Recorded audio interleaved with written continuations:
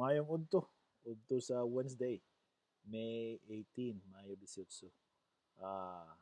Padayon kita din sa discussion. If you watched the video last time, I talked about putting our hope in God, putting our faith in God. And it's about the word yachal. It's the Hebrew word. It's simply saying wait. And the word is used 40 plus times in the Old Testament. And it just refers to simply waiting. Talks about a person waiting for somebody, but it talks also more about waiting on the Lord.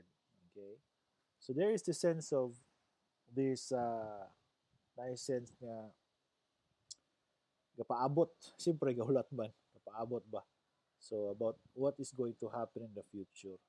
And that is the reason why we move forward with life because we are expectant of the future. Diba?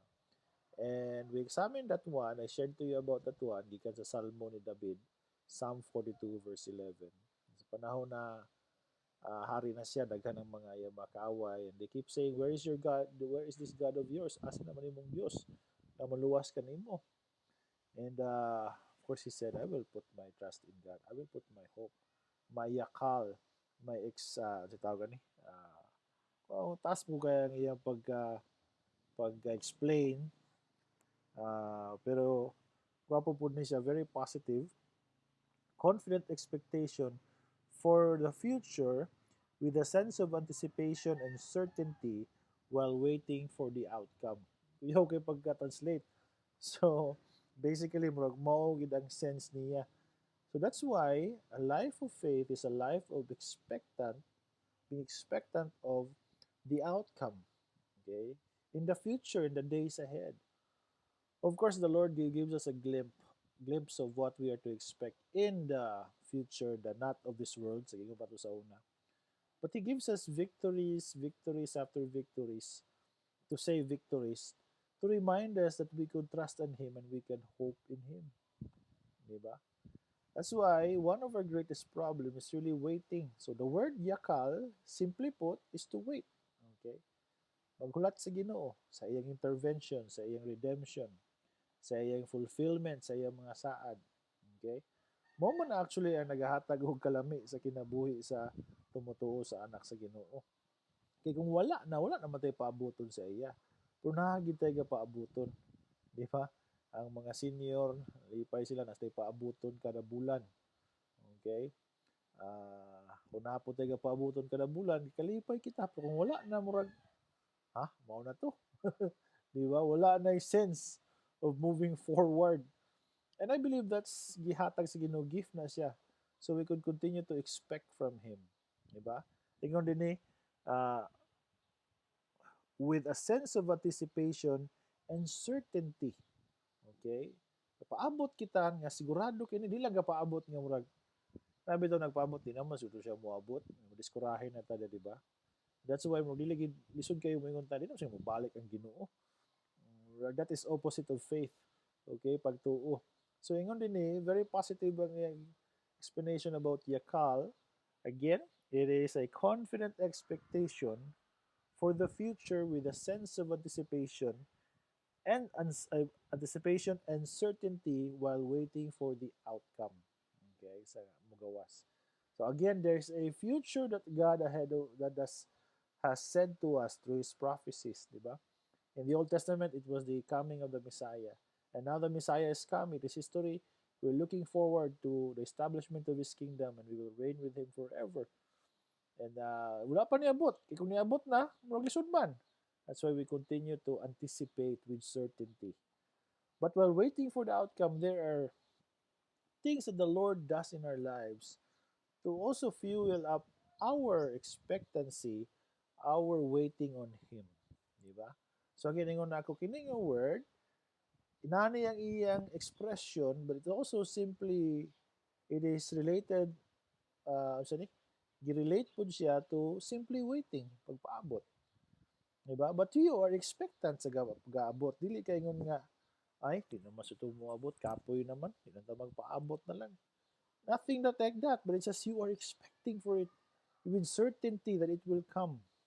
Okay? So, mauna ang yakal. Now, karon, Dinhi sa storya ni Job, when we talk about David Magod, maglisod ki relate sa iya because he was a king. And a king, of course, is just next to the God because he could do whatever he wants. Whatever he says, kung susultayon niya, mo tumanon sa iyang mga subject, mga membro, iyang mga tao, di ba? But this one, this is Job, and we could identify with Job because Job, niagi gid siya kawadun. Wadan siya pamilya, mga anak, di lang isa, pero nahurot. Okay? Ang iyang kaptangan, ang iyang katigayunan. Now, it was very interesting to note in the Bible. So the people in the Bible were very wealthy. Diba? Daan sila, wala sila problema sa wealth. Okay? And si Job, mao gyapon. I think dili man na siya ingon nga nana gid ang mga anak sa Ginoo. I think their lives were really a picture of the Messiah because the Messiah was rich. Though he was rich, he became poor and he didn't mind it. Okay? To identify with us people. But we are fallen. We all go through kawadun. Okay? And in the life of Job, we could relate to him because somehow in our life we have tasted lost of a loved one, lost of wealth, di ba? Lost of health. Okay? Wa pa bikin ng story ni Job. Wala ko kadungog kayo ni sa mga prosperity people preaching about this and even in the grace group.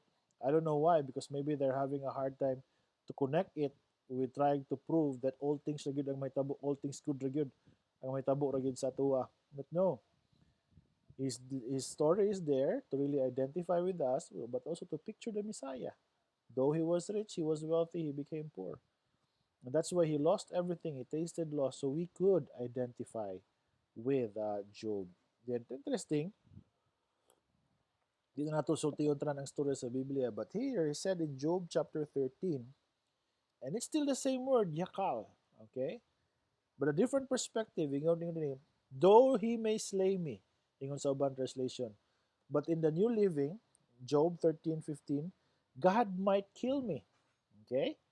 But I have no other hope. But I have no other yakal. I have no other anticipation, uncertainty of the future. Okay? I have no other hope. I have no other yakal. But in Him. That's why I'm going to argue my case with Him. I'm going to tell Him, Lord, why is it like this?